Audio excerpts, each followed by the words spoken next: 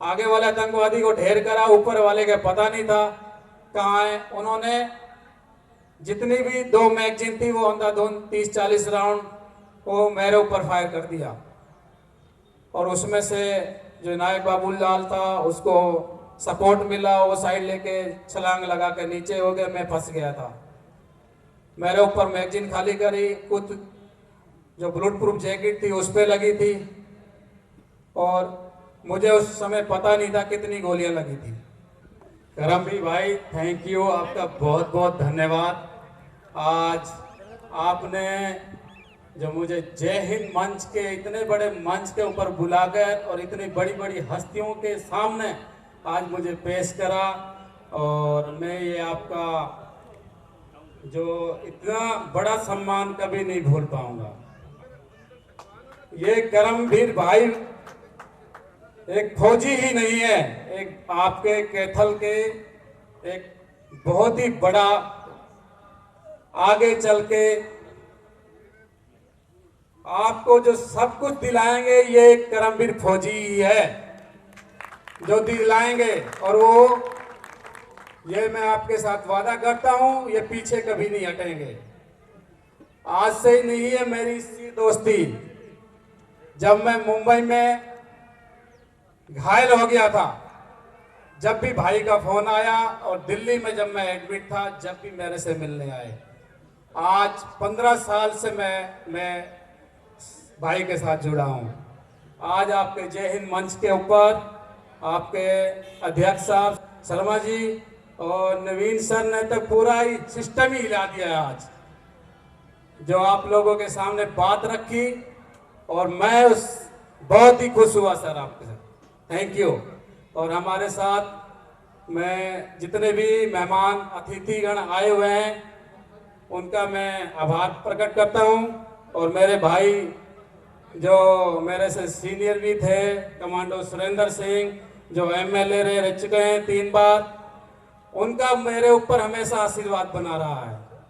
जब जब भी मेरे ऊपर कोई आपत्ति आई है, भाई ने मेरा सपोर्ट करा है, और करमवीर भाई ने मेरा तो हमेशा सपोर्ट करा है, करते रहते हैं हमेशा।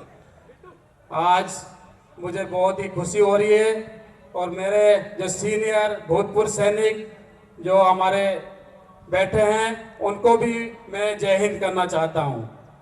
उन्हीं के आशीर्वाद से आज मैं आपके सामने खड़ा हूं। ठीक, ये एक मुंबई हमला ऐसी घटना थी जो आपने सभी ने देखी होगी टीवी पे। और आज भी 3 दिन पहले मैं मुंबई से ही आया था, जब भाई का फोन आया था। 15 साल की बरसी थी मुंबई में, मुझे महाराष्ट्र के गवर्नमेंट सीएम ने और शाहरुख खान ने स्पेशली बुलाया था। तो मैं गया तो सर का फोन आया था कि आपको मेरे प्रोग्राम में पक्का आना है। और कैथल में मैंने भाई से प्रॉमिस किया था, एक फौजी से ही वादा किया था, चाहे कुछ भी हो जाए आपके प्रोग्राम में मैं पक्का ही आऊंगा। आज जब हम सुबह 4 बजे अलवर राजस्थान से चले थे तो ऐसा लग रहा था कि हमारा प्रोग्राम में शायद नहीं पहुंच पाएंगे, इतनी धुंध थी कि शायद लेट हो जाएंगे। तो ऊपर वाले की अच्छी मेहरबानी हुई, जो मौसम खुल गया था। आज आपके सामने खड़ा हूं और मुझे बहुत अच्छा लगा। आज सभी का प्यार मिला। और जो करमवीर भाई के साथ जो पूरे मंच पे बैठे हैं पार्षद भाई, इनका मैं जय हिंद करता हूं। और मैं आप लोगों के साथ हमेशा रहूंगा, जब तक रहूंगा। एक छोटी सी घटना है, वो आपके साथ समय ज़्यादा नहीं लूंगा, तो वो आपके साथ मैं शेयर करता हूं। जब ये 26/11 मुंबई हमला हुआ था तो हम मानेसर एनएसजी में तैनात थे, और मेरे भाई कमांडो सुरेंद्र सिंह भी साथ थे। तो जब हमें पता चला, हम उस टाइम एक ही बैच के थे, एक ही बैच के शुरू से ट्रेनिंग कर रहे थे। और मेरी जो एक्टिविटी थी सुरेंद्र भाई को पता थी, और सुरेंद्र भाई की एक्टिविटी मेरे को पता थी। हम दोनों कभी अपने ट्रेनिंग में मार नहीं खाते थे। क्यों? क्योंकि हम मन लगा के उसको काम करते थे और उसको सीखते थे। और वही हमें करने को 26/11 मुंबई हमले में मिला। जब हम को बताया गया कि 26/11 मुंबई में हमला हुआ है, कई 10 आतंकवादियों ने मुंबई में कई होटलों पर अपना निशाना बनाया है। हमें यहाँ से दिल्ली से भेजा गया था। जब कमांडो सुरेंद्र सिंह भी हमारे साथ थे, एक ही फ्लाइट में हम थे और एक ही बैच के थे और एक ही साथ बैठे थे जब हम फ्लाइट में, तो हम बस यही जहन था कि मुंबई में ऐसा क्या हो गया जो हमें बुलाया गया। ऐसी वहाँ भी फोर्स है जिनसे कंट्रोल नहीं हो रहा। तो एक एनएसजी कमांडो एक ऐसा दस्ता है जो हमारे जो साथी बैठे हैं और मेरे पिता समान हैं, वो भी बैठे हैं, उन्होंने भी सर्विस करी है कि एनएसजी कमांडो को जब ही हिलाया जाता है जब चारों तरफ से कंट्रोल नहीं होता। तो हम भी उस 26/11 के को जब हम गए यहाँ से, और मेजर संदीप उन्हीं कृष्ण की हम टीम में हिस्सा थे जो आज हमारे बीच नहीं है। उन्होंने अपनी टीम में ऐसे बंदों को रख रखा था जो वहाँ कुछ बेस्ट कमांडो थे, तो उनका हिस्सा मैं भी था। जैसे ही हम यहाँ की एयरपोर्ट से दिल्ली से 3 बजे की फ्लाइट से हम रवाना हुए, वहाँ जाके मुंबई हम 5 बजे जैसे लैंड करे, तो मुंबई की पुलिस हमें लेने के लिए आई हुई थी। जैसे ही हमें पुलिस की गाड़ियां हमें लेने के लिए आई और हम जैसे गाड़ियों में बैठ के ताज होटल के पीछे एक लॉबी बनाई गई है, वहां छोड़ा गया था। अभी ये पता नहीं था कि जाना कहाँ है। जब मेजर संदीप के साथ हम लीड कर रहे थे तो हमें ताज होटल में जाने का मौका मिला और जो बाकी कमांडो थे जो Oberoi hotel, Nariman house hotel, उनमें गए। जैसे ही हम सुबह 6:30 बजे के करीब ताज होटल में घुसे तो वहाँ जो ऐसा भयानक मंजर था वो आपके सामने मैं बयान नहीं कर सकता, क्योंकि वहाँ इतने आतंकवादियों ने, वहाँ सिर्फ 4 आतंकवादी थे और बाकी 2 और जगह निशाना बना रखा था होटलों में। जैसे ही हम घुसे, खून चारों तरफ, खून ही खून था और भोली भाली जनता को निशाना बना के रखा हुआ था। आप सोच नहीं पाएंगे, ऐसे भी थे जो एक ही फैमिली से वाइफ, बच्चा, माँ, बाप सबको मार रखा था। उनको देख के ही हमारे जितने भी कमांडो थे एक खून बोल रहा था। जैसे ही हम अंदर गए और हमारे ताज के जो सिक्योरिटी इंचार्ज थे उन्होंने बताया कि सीढ़ियों के माध्यम से ऊपर गए हैं। ताज होटल में इतने रूम थे कि कोई ये नहीं सोच सकता कि किस कमरे में घुसे होंगे। और जो हमारे एनएसजी कमांडो की सिखलाई दी जाती है उसी के हिसाब से हमने सारे रूम को सर्च करना शुरू करा। और एक दिन से भाई साथ होने के बाद कुछ भी नहीं खाया हमने, भूखे प्यासे चल रहे थे। और मेजर संदीप उन्हीं कृष्ण का एक ही था कि किसी को टच नहीं करना, किसी को फ्रिज, जैसे फ्रिज बोलते हैं ना, उसको खोलना नहीं, कहीं भी आईडी और बम लगा हो सकता है। तो उसी के नेतृत्व में हम चल रहे थे। जैसे ही हम आगे बढ़ते गए तो हम वहां से अकेले ही हमने 15-20 बंदों को बाहर निकाला था जो अंदर फंसे हुए थे, क्योंकि वहां ऐसे बंदे थे जो बाहर से भी आए हुए थे और डर के मारे गेट नहीं खोल रहे थे, रूम के अंदर छुपे हुए थे। और आतंकवादी से जिनको पूरा बाहर से, जो पाकिस्तान से उनको आदेश मिल रहा था, जो हमारी कमांडो की जो एक्शन था वो सब देख रहे थे। जो हमारी गतिविधि थी उसको वो अंदर टीवी में देख रहे थे। क्यों? क्योंकि मीडिया जो हमारा को पूरा लाइव दिखा रही थी और हमारा जो ऑपरेशन था वो थोड़ा लीक हो रहा था।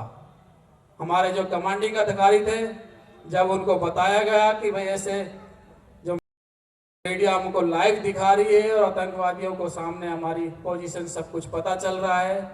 तो हमारे जो अधिकारी लोगों ने बात करी मीडिया से, उनको बताया कि जो हमारा लाइव ऑपरेशन है उसको आप लाइव ना दिखाएं, हमारी जो पूरी गतिविधि है उनको पता चल रही है। तो उन्होंने हमारे अधिकारियों की बात मानी और वही हुआ। जैसे जैसे हम अंदर घुसते गए और मीडिया ने वो पूरा कवरेज आधा घंटा लेट दिखाया। लेट दिखाने का मकसद यही था, वो लेट दिखाएंगे तो हम उतने ही जल्दी ऑपरेशन को खत्म करेंगे। और वही हुआ था, जो जल्दी से हमने ऑपरेशन खत्म करा। उस समय जैसे ही हम आगे बढ़ रहे थे तो मेजर संदीप उन्नीकृष्ण साथ में थे, मैं उनको बोल रहा था तो वो खुद ही बोल रहे थे, सुनील आगे आराम से चलना, क्योंकि वो आतंकवादियों ने पूरी ही लाइट कनेक्शन सब कुछ अंधेरा कर रखा था, सब कुछ काट रखा था और ताज होटल में आग लगा रखी थी। जैसे ही हम सीढ़ियों के माध्यम से 6 मंजिल पर चढ़े थे, वहां एक रूम था 671 नंबर रूम। वहां पर एक मेरे साथी थे, अपने हरियाणा से ही थे, हवलदार राजवीर, वो कमांडो सुरेंद्र सिंह अच्छी तरह जानते हैं हमारे एमएलए साहब। और जैसे ही हम दोनों आगे जा रहे थे तो संदीप सर ने बोला था कि संभल के चलना, देख के चलना, कहीं से भी फायर आ सकता है। जैसे हम आगे बढ़ रहे थे तो एक रूम से जो रूम हमने आगे खोले उनमें से जितने भी फंसे हुए थे सिविलियन, उनको बाहर निकाला और नीचे भेजा। और जो 671 नंबर रूम था उसको काफी देर नॉक करने के बाद खोल नहीं रहा था, तो हमें अंदेशा हो गया था कि इसमें कुछ ना कुछ गड़बड़ है। तो मेजर संदीप को मैंने बताया तो उसने बोला कि देख के चलना, और रूम को कैसे क्या उनकी हरकत पता चल रही है, कुछ पता नहीं चल रही थी क्योंकि उसने अंदर से बंद कर रखा था, अंदर हमें पता नहीं था। तो आतंकवादियों ने जैसे हमारे आगे की रो में जो कमांडो सर्च कर रही थी, उसने धीरे से अपना गेट खोला और बैरल बाहर निकाल के अपने अंधाधुंध फायरिंग कर दी। अंधाधुंध फायरिंग करने के बाद जो हमारे साथी कमांडो लोग जो आगे रूम को सर्च कर रहे थे, उसमें से कई कमांडोज घायल हो गए थे और उनको हमने नीचे भेजा। जैसे ही मेजर संदीप ने बताया, उसी के हिसाब से उस गेट को हमने चार्ज लग उड़ाया और आतंकवादी को गेट से खिड़की से नीचे जा पड़ा था। जाने के बाद उस होटल में आग लग गई थी। आग लगने के बाद वहां पर दम सा घुटने लग गया था। वहां पर जितने भी इंस्ट्रूमेंट थे फायर आग बुझाने के, हमने सबका इस्तेमाल करा पर आग पर काबू नहीं पाया। तो जैसे ही संदीप ने बोला कि इस पूरी टीम को नीचे लेके चलो, तो हम नीचे गए थे। तो वहां पर एक बात और मैं बताता हूं कि संदीप उन्नीकृष्ण जब ऐसे ही टेबल पे बैठे थे तो मैंने उनको यही बोला, सर मुझे बहुत गर्मी लग रही है। और गर्मी किस वजह से लग रही थी, जब हम अभी प्रॉपर पूरे जो कमांडो बनते हैं ना, जो बलिदान परेड होती है उसके 3 दिन रह रहे थे, उससे पहले ये हमला हो चुका था। और मैंने जो कमांड यूनिफॉर्म होती है उसी के ऊपर ब्लैक डांगरी चढ़ा रखी थी। तो संदीप ने बोला चैन खोलो और सिर्फ अपनी शर्ट निकाल के झोली में रखो। मैंने धीरे से चैन खोली और अपनी झोली में रखा और तुरंत ही उसके बाद 2 आतंकवादियों ने बाहर सिविलियनों के ऊपर ग्रेनेड फेंक दिया। तो हमारे जो कमांडिंग अधिकारी आए, उन्होंने बोला कि संदीप अपनी पार्टी खड़ी करो, अभी 2 आतंकवादी और हैं जिन्होंने ऊपर ग्रेनेड फेंक दिया है। तो संदीप ने जैसे ही मेरे को बोला, सुनील फटाफट खड़े हो जाओ अपनी टीम को। जैसे ही मैं आगे चल रहा था क्योंकि मेरे हथियार पे नाइट विजन लगा हुआ था, तो बोला आपके पीछे हम सब चल रहे हैं, देख के चलना। जैसे जैसे मैं आगे बढ़ रहा था, ताज होटल में कभी किसी को जाने का मौका मिले और जमशेद जी के एक स्टेचू लगा हुआ 2nd मंजिल पर, वहां सीढ़ियों के द्वारा हम पहुंचे और नायक बाबूलाल मेरे साथ था। जैसे जैसे हम आगे बढ़े और एक ब्लैक शीशे का दरवाजा था, जैसे हम खोलने की कोशिश करी तो आतंकवादी ने ऊपर से फायर कर दिया। आगे वाले आतंकवादी को ढेर करा, ऊपर वाले का पता नहीं था कहाँ है। उन्होंने जितनी भी 2 मैगजीन थी वो अंधाधुंध 30-40 राउंड वो मेरे ऊपर फायर कर दिया। और उसमें से जो नायक बाबूलाल था उसको सपोर्ट मिला, वो साइड लेके छलांग लगा के नीचे हो गया, मैं फंस गया था। मेरे ऊपर मैगजीन खाली करी, कुछ जो बुलेट प्रूफ जैकेट थी उस पर लगी थी और मुझे उस समय पता नहीं था कितनी गोलियां लगी थी। जब मेरे हाथ से मैं सीढ़ियों से लुढ़कता नीचे आया तो मैंने देखा मेरे हाथ से खून निकल रहा है और मैंने उस आतंकवादियों को ऐसा महसूस करा दिया कि ये बंदा खत्म हो गया, क्योंकि मुझे पता था मैं हिलूंगा तो ऊपर से दोबारा मेरे को फायर करेगा। तो उसको ये लगा कि ये कमांडो खत्म हो गया है। उसी 5 मिनट के दौरान मेजर संदीप मुनिकृष्ण मेरे थोड़े नज़दीक आए। उन्होंने पूछा, मैंने बताया कि सर मुझे गोली लगी है, हाथ से खून निकल रहा है। तो उन्होंने यही बोला, घबराना नहीं, हम हैं आपको पीछे। तो उन्होंने 2 बंदे कमांडो जो भेजे, जैसे ही उसने भेजे तो आतंकवादी ने ऊपर से फिर ग्रेनेड फेंक दिया। ग्रेनेड फेंकने के बाद मैं चल के, मेरे को बाहर लेके गए। मैं जब चल के जा रहा था और मैं खुद चल के एम्बुलेंस में गया था। जब मेरी कंधे की ये गोली निकल रही थी, जब मुझे होश था, डॉक्टर जब निकाल रहे थे गोली,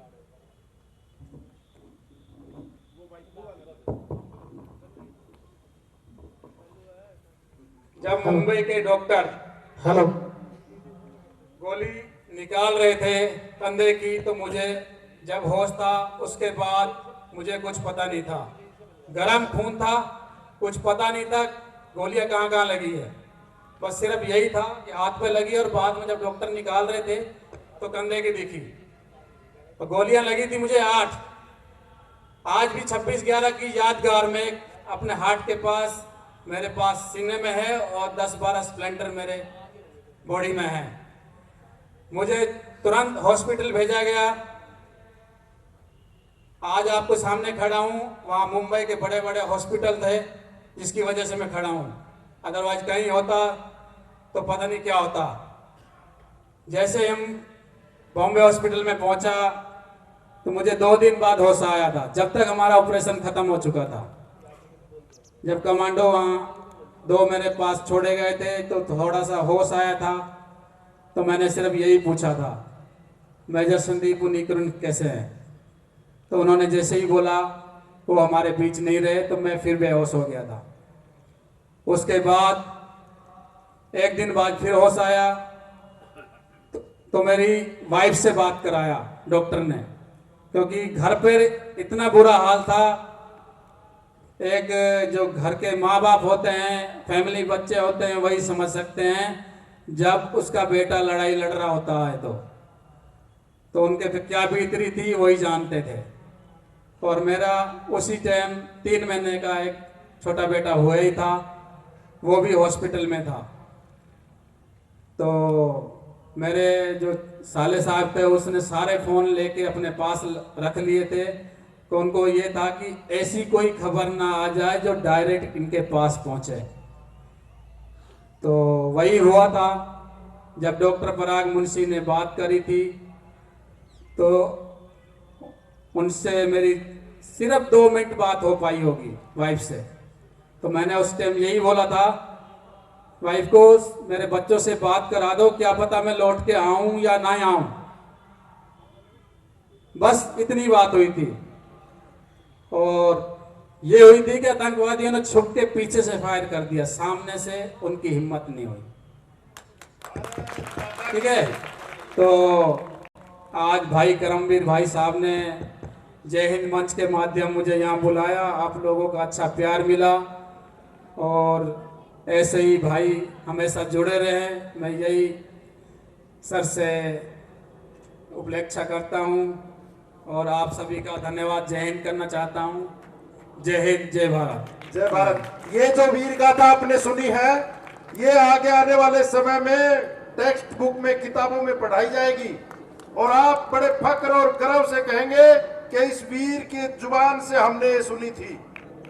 भविष्य में ये वीर गाथाएं सिलेबस में कोर्सेज में आती हैं, जैसे अब्दुल हमीद की आप सुनते हैं, ऐसे ये वीर गाथाएं जब टेक्स्ट में आएंगी, किताबों में आएंगी, तो आप फक्र से कहेंगे अपने बच्चों को कि इस वीर और योद्धा की ये हमें अपने कानों से, आंखों से, उसकी जुबान से सुनी।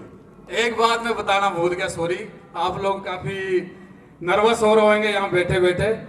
मुझे कहीं भी बुलाते हैं तो एक मेरे नाम से एक और रख रखा है नाम, जिंदा शहीद के नाम से मुझे एक नाम दे रखा है कि जिंदा शहीद ऐसा सैनिक है जो आज इतनी गोलियां खाने के बाद भी जिंदा है हमारे बीच में, और जिंदा शहीद के नाम से मुझे पुकारा जाता है।